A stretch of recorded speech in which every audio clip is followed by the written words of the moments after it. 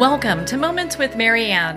I'm so delighted we're spending this time here today. We have just a phenomenal show coming right up with special guest Jeff Allen, and he's here today to share with us his new upcoming comedy tour. Now, Jeff, most of you have seen him on TV. He combines clean, hilarious humor like no other comedian working today. Besides performing at corporate functions and fundraisers, he appears on TV, radio, and at casinos across the country. He's consistently making heroes out of meeting planners as he wows the crowd. So let's welcome to the show, Jeff Allen. Nice to be here. Oh my goodness, it's such a pleasure to have you here. You are so inspirational. You talk about all the stuff that people just happens to us on a daily basis, stuff that we, can't even make up ourselves. And you're so funny, and that's why people just love you. Well, I don't know about that, but it's cheaper than therapy. Someone said to me once, what did you do before you got married and had kids? I go, well, I starved as a comic, that's for sure. I had nothing to talk about. So, They provide a lot of inspiration for you, it sounds like. Well, like fodder. Yeah, it was funny when my kids were growing up. They used to argue about who I was talking about. I didn't name names. I just talked about incidents. And my favorite one was the camp one. That they both had gone to camp, but only one of them. I remember my wife. He was 12, I guess. Anyway, she said, you're leaving for camp tomorrow, so I want you to pack. So she says, I'll pack you, and he goes, no, I'll pack myself. And after an argument, I said, let him pack. So anyway, he went in, and literally a minute and a half later, for a week, he packed for a week in about a minute and a half, and left and ran outside. So my wife walked in there, looked. He had really like one pair of shorts, pair of underwear, socks, and the rest was video games and whatever. So she took everything out, packed 7 pairs of underwear, 6 pairs of shorts, all this, what you would pack for a week, toiletries, all this stuff, right, that he neglected. And, of course, he never checked. I'm sure, he goes, and we pick him up a week later, and he had 6 clean pair of underwear, 6 clean pairs of shorts. Toiletries were never even opened. And he's waddling like he'd been on a horse for 2,000 miles into my car. I go, okay, rash boy. I said, get on the roof. You're not getting in my car, Jeff. You didn't take a bath the entire life. Are you kidding me?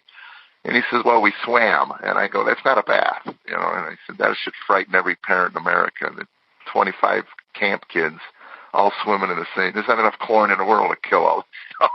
So, yeah, we took, anyway, he would argue about that with his brother. Who was it? He goes, I didn't do that. I go, of course you did that.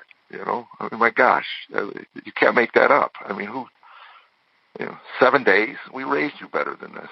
And I remember when he first got a girlfriend, and all of a sudden he started changing his clothes and brushing his teeth. And I wanted to go over and give her $100 to thank her, getting him to bathe. That was the coolest thing. Well, you're married. How long have you been married? 32 years as of July 2018. So, yeah, my wife will tell you that's 24, and I married a comedian years. So, she probably keeps you a lot more stressful. She probably keeps you on your toes. Yeah, I married a strong one. I really did. I needed that. I needed someone that, my relationships prior to meeting her were, they weren't relationships. They were hookups, basically. I would go to a club and meet somebody in we'd stay together for 6 days, and then I wouldn't call them until I went back into town. And then when I met Tammy, kind of the same way, she was a waitress at a club. It was very funny. I just heard this laugh in the back of the room that attracted me. She was a smoker at the time, and I don't care what anybody says. Smokers are the best laughers. When you can't get oxygen into your lungs, that's music to a comic's ears. So I heard her gagging in the back of the room. So in my mind, I said, well, I'm going to have to meet this one. So anyway, I got off, and she was just beautiful. And I remember she was living in Ohio. I went back to L.A. and tried to get her out of my mind, and I couldn't. So anyway, I called her up, and we started a relationship, and we were married by the following July. So November to July. She had a 2-year-old when I met her. single mom. I had a lot of respect for her. She was working 2 jobs, and anyway, she had just gotten out of a bad relationship, so she wasn't about to put up with any garbage from another guy. So anyway, when I started giving her garbage, she just pushed back, and that's what I needed.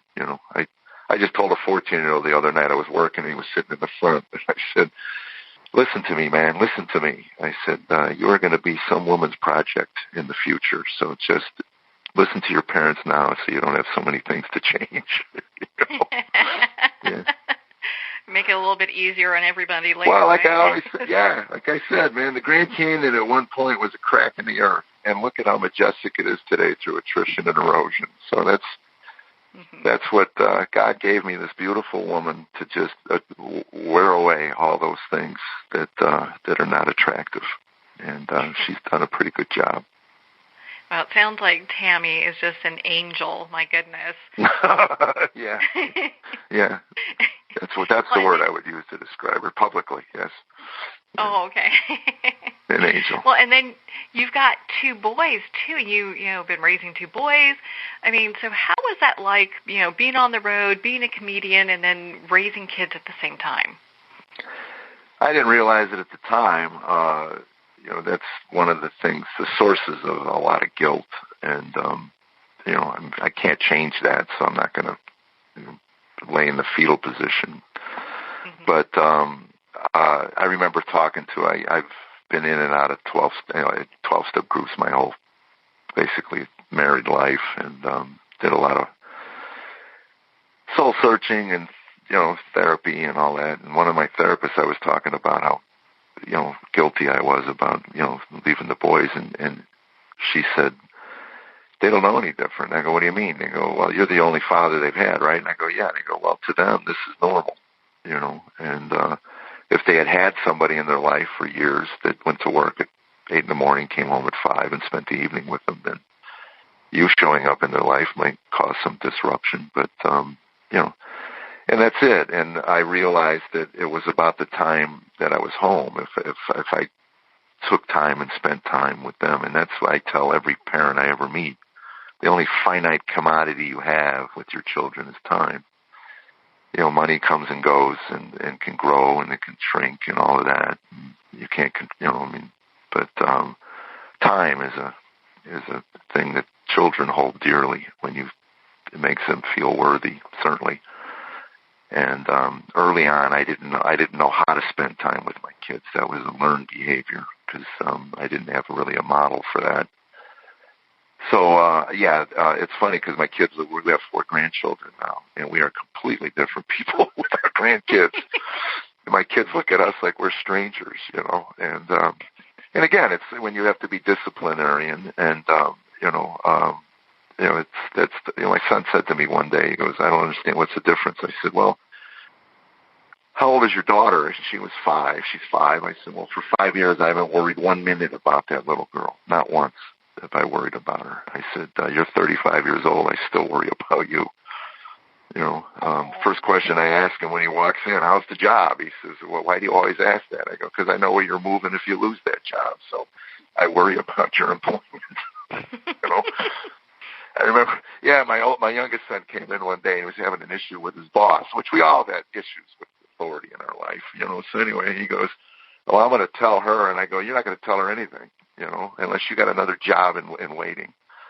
I said, she's just being her job, deal with it, accept her for who she is. And if it's abusive, then that's a different issue. You got HR, but it's not. She's an annoying personality, so that's part of life. Get over it. Yeah. That's the problem with dealing with other human beings. You can, go live in your basement, I guess. I don't know. Well, and, you must really love having the grandkids over and being able to spend time with them. I mean, isn't that the greatest? I mean, I say that to parents that they are your reward, that grandchildren are your reward for allowing your 16-year-old to live. If you can get past that, that natural urge and let that ingrate live, it'll bring you a bundle of joy. And I tell you, we took the 2 girls to the Grinch movie recently, and just it was the first movie for the 4-year-old of feature-length film, and it was 3D, and some initial problems, but once she settled in, and just a joy, just an absolute joy. Simple thing like that, taking her to the movie. Mm-hmm. Didn't appreciate it with my kids. I used to take my kids all the time to the movies. That was the one thing my boys and I did together. Tammy didn't necessarily like the same movies we liked, but that up until they moved out, we would go at least 2 times a month to the movies. And even now, my oldest or youngest will call every now and then and go, "Hey man, there's a great movie. You know, my wife doesn't want to see it. What do you say?" You know, and it's a good way to spend time together, I guess. Well, and are your boys, how old are they? Are they millennials? They're well, Gen X, millennial. They're right on the cusp. And I told my wife the other day, I said, I'm really, because they work with millennials, I said, I'm beginning to think that the millennials are winning the battle. A lot more passive aggressive. They don't, time is a relative thing. We're having dinner at 6 o'clock. Make sure you get here, at 5:30 or so. And 7 o'clock they come wandering through. Can't understand. Dinner's cold. Why we might be a tad upset. I had that issue with my oldest son with his first job. He was working at a grocery store, and I went to pick him up. He calls, I need a ride. And I said, okay. I said, be out front. I'll be there in 10 minutes. And I had to go into the store and get him. And when he got in the car, I said, that'll be the last time I leave the car. So if you call me for a ride, I said, I want you to understand something, that other people's time should be respected. I shouldn't have to get out of the car if you ask me for a ride. That's just out of respect for me as a person. So anyway, sure enough, 2 nights later, he needs a ride. I go driving up. I waited literally 15 seconds and took off. And he calls me at home. Why'd you leave? I said, I thought we had that discussion.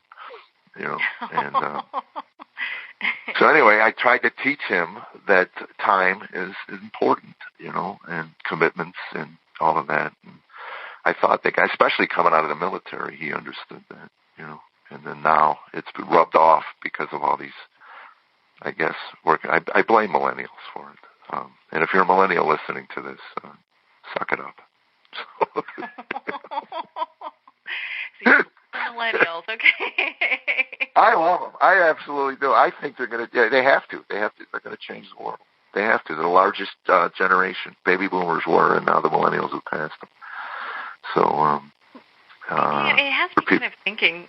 When we talk about like your kids and just the life experiences that you've had with them, and we get a good idea of their age range and kind of, you got grandkids now, what have you. What is kind of one of the most interesting stories that you share about your boys? Well, I seem to focus on their teen years because that seems to be where my audience is, and that's usually where the most angst occurs in parenting because they develop their own mind, I guess. Well, there's something 2-year-olds, but so I remember a particular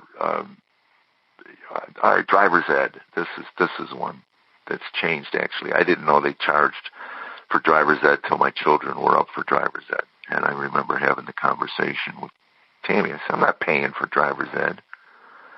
When I was a kid, driver's ed was part of the school thing. So anyway, I'll teach Ryan to drive a car.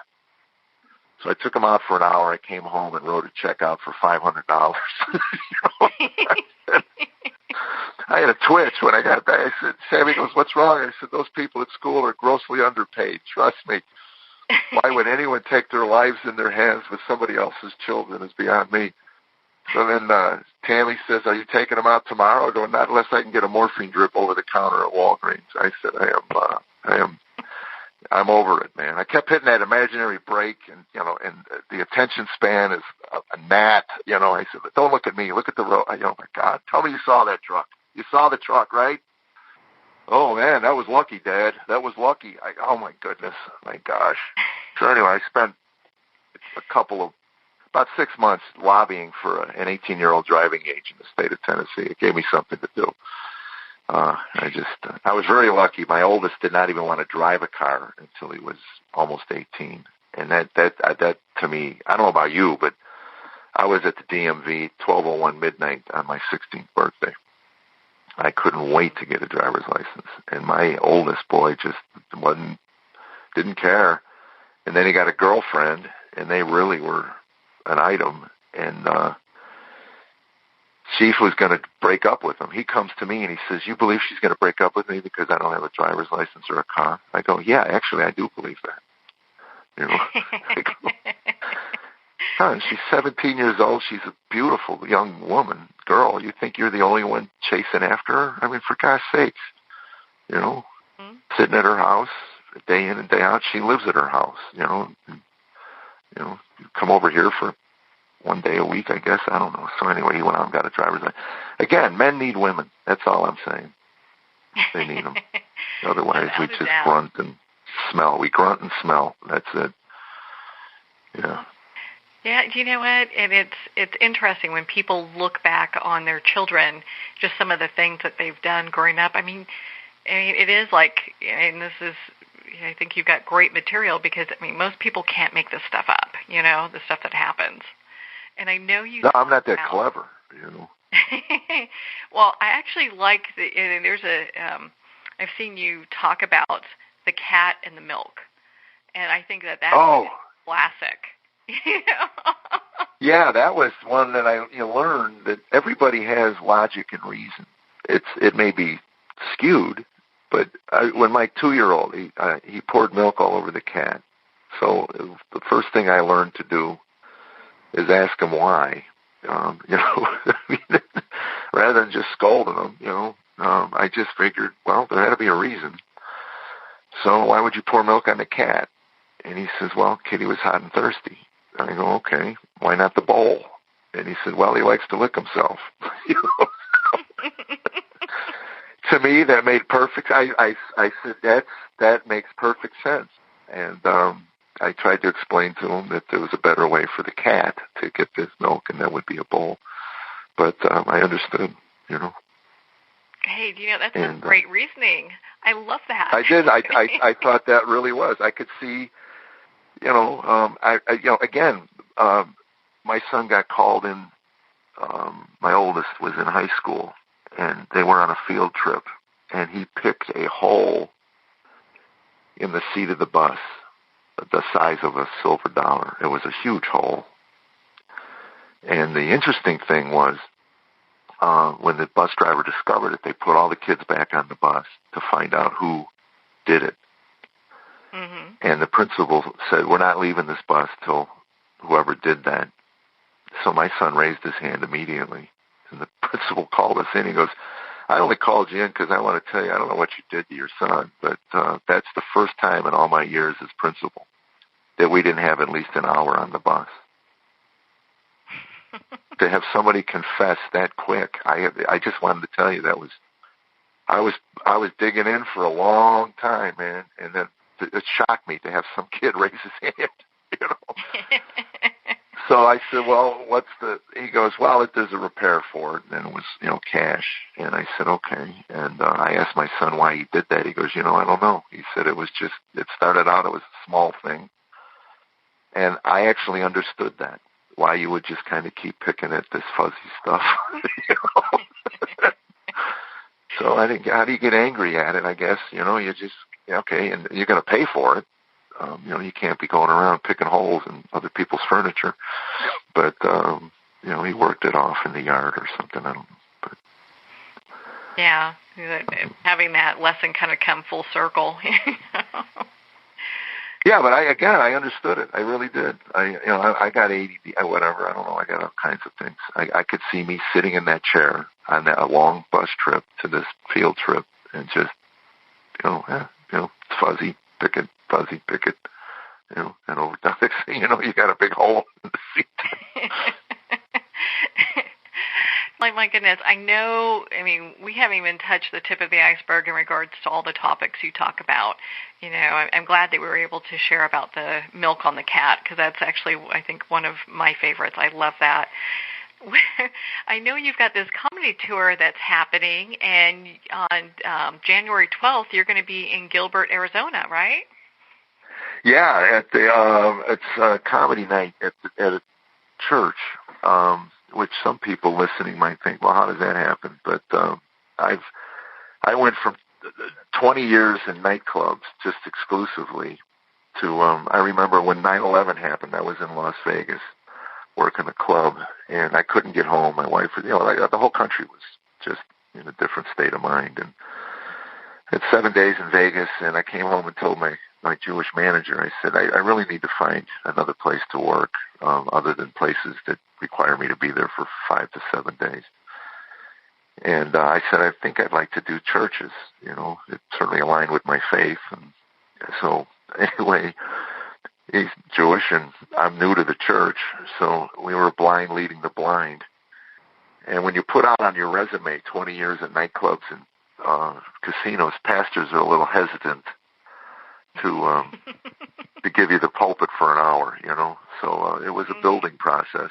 So what I realized, because I'm a storyteller, is that church audiences are really perfect for me.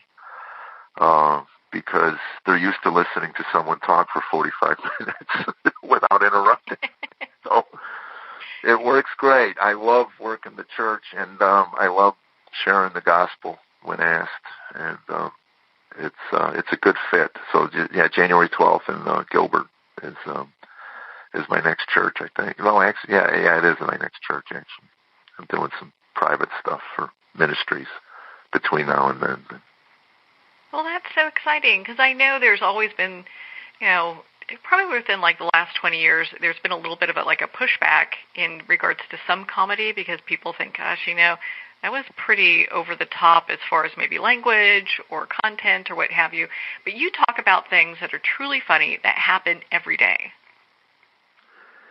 Yeah, that's all. Again, it's Shakespeare said, to thine own self be true. So I tried all that other stuff back in the 90s. I tried social commentary, and it didn't work for me. I tried being a little bluer, didn't work for me. And then my kid got called into school one day. We got called in because of the language that he used. He was in 4th grade, and the teacher told us what he said, and I said, boy, I'd love to look you in the eye and tell you I have no idea where he heard that kind of language, but I use it at home, and I use it in my show, my act, and I realized that I didn't like that coming out of the mouths of my 10-year-old or 9-year-old, so it became hypocritical of me to, tell him that that's wrong, you can't say it, and then have me saying it. So I started paying him 25 cents for every foul word that came out of my mouth, and I realized that there were a lot of them. So anyway, I cleaned that up,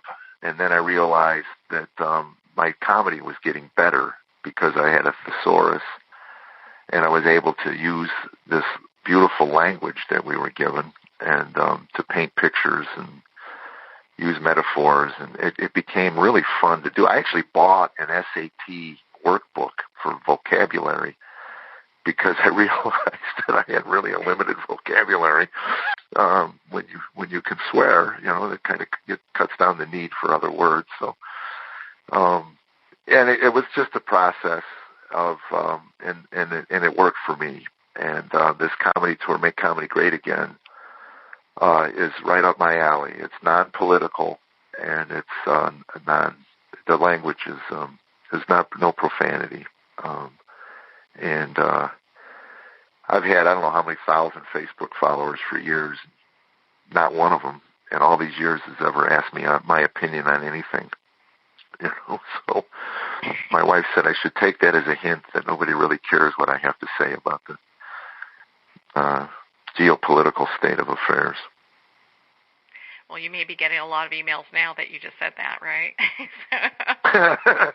Believe me, I don't care. It's funny. Everybody, I don't know. It's just everything has become a political issue, and it's just so contentious. I just read a really great tweet from somebody that said, if you use the phrase 50% of the people in this country make less than the median household income, that sounds really disparaging.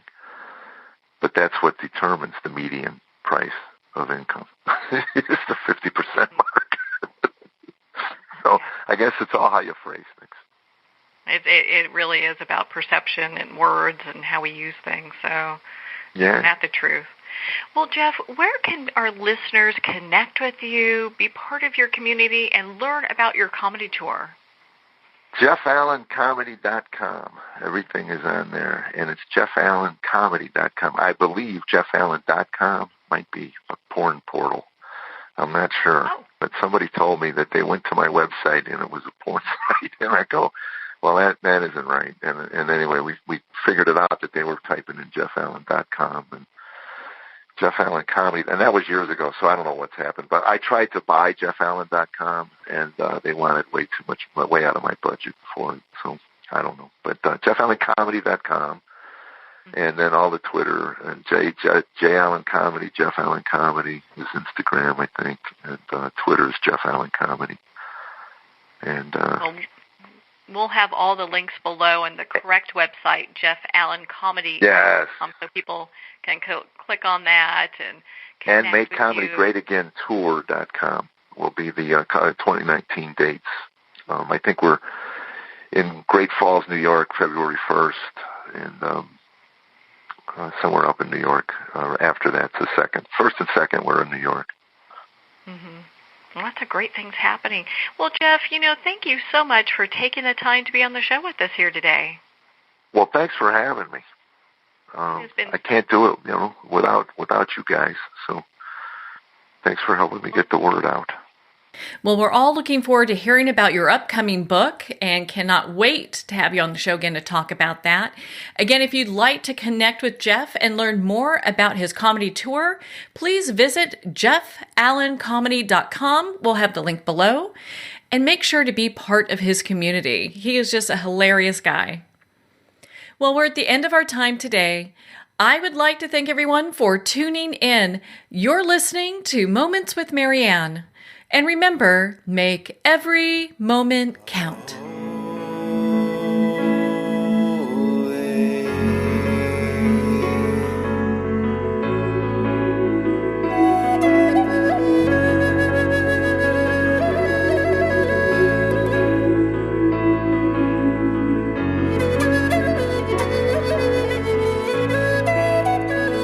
In a single moment, your life can change. Moments with Marianne is a transformative hour that covers an endless array of topics with the best of the best. Her guests are leaders in their fields, ranging from inspirational authors, top industry leaders, and business and spiritual entrepreneurs. Each guest is gifted and a true visionary. A recognized leader in her own work, and while teaching others to develop, refocus, and grow, Marianne will bring the best guest and sometimes a special surprise. Don't miss this. You never know just which moment will change your life forever. Moments with Marianne airs every Thursday, Friday, and Sunday at 8 p.m. Eastern, 6 p.m. Mountain Time. Make sure to tune in and visit momentswithmarianne.com for more information.